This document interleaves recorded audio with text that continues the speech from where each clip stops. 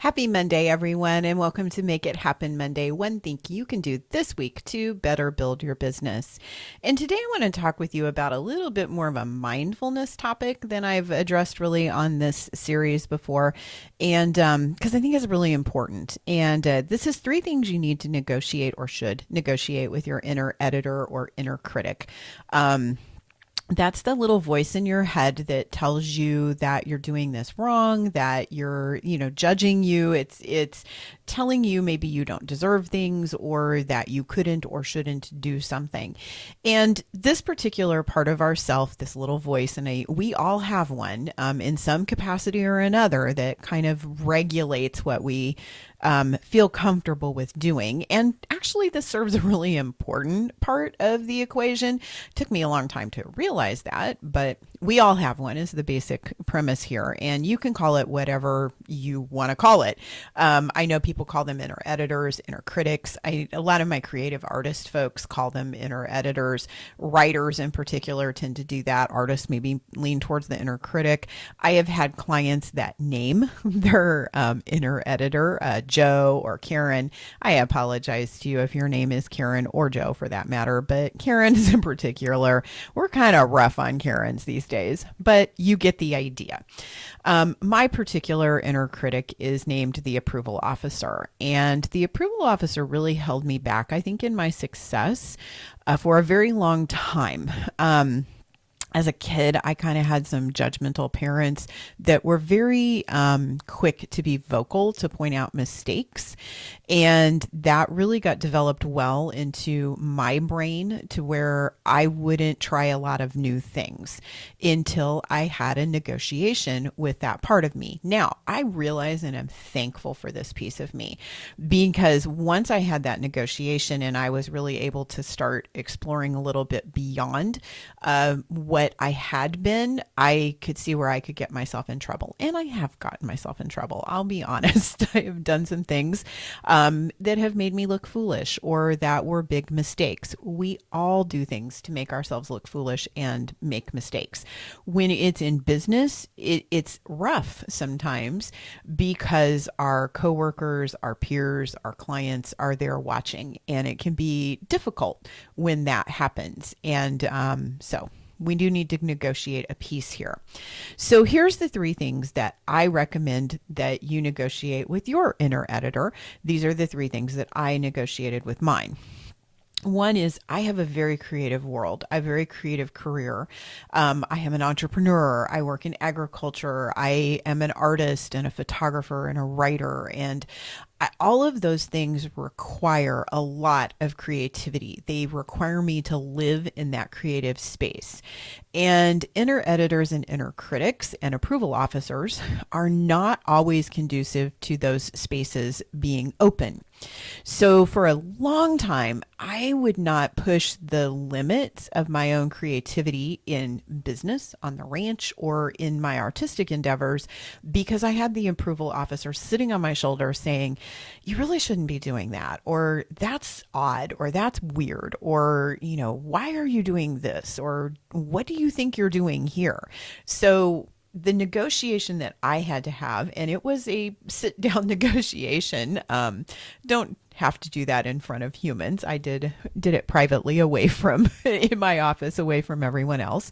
But I had a literal conversation with my approval officer, and I said, look, I need to be able to explore creatively in order to serve the better whole, in order to be successful. I've got to push the limits every once in a while, if not frequently, in order to get where I need to go creatively. So here's the deal. If you'll sit down and not point out all of these things that you see could be a problem and let me explore, then I promise that I will sleep on things and allow time for the part of me that needs to judge what I'm doing to come forward and take a look at those things where I push them out into the public or put them in a place that could be mistake ridden or very much where I'm being judged. That has worked fantastically for me. I've really been able to expand my creativity.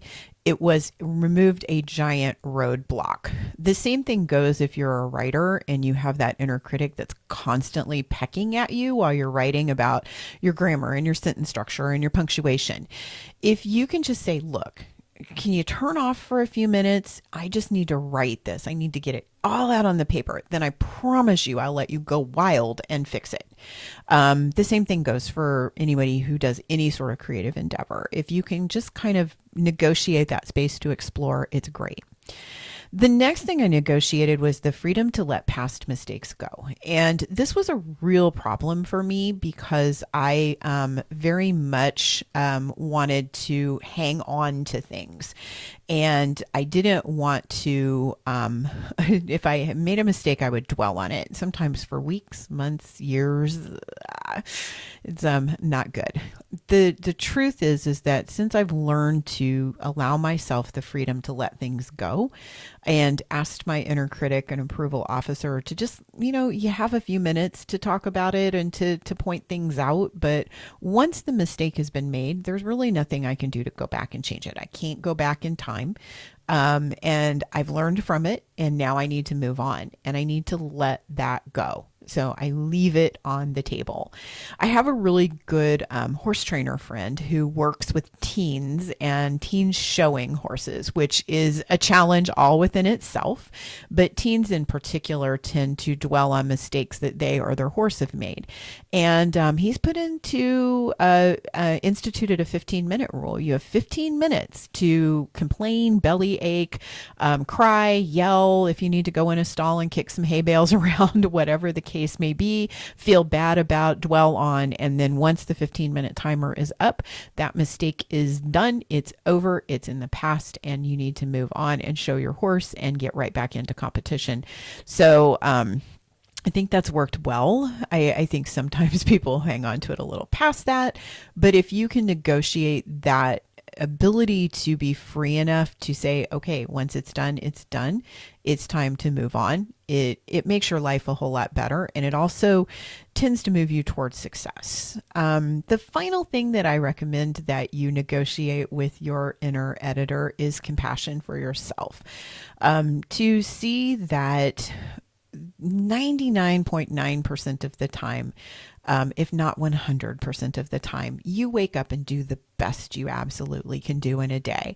And all human beings make mistakes. We all fumble the ball. We all drop the ball on occasion. We all have moments where we're not at our top game, but we all, in every moment, we are doing the best that we can in that moment, and having that self-compassion to look at your life and say, yep, I'm trying hard. I'm making a commitment, and I see that in my life, and I'm going to have compassion for myself from this point of view. If I made a mistake, or if I feel like I'm not up to par creatively, or if I'm not making maybe even good business decisions, it's all good. It's a learning experience. It's the journey, and it's part of why we're here, in my opinion. So have some compassion for yourself.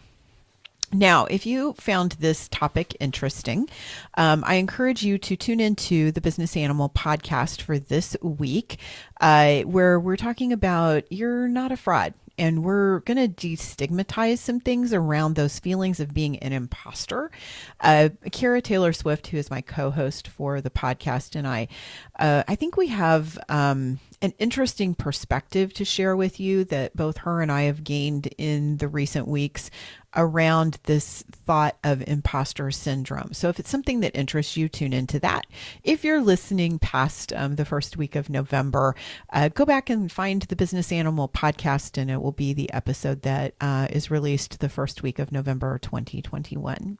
Have a great week, and I will see you next Monday.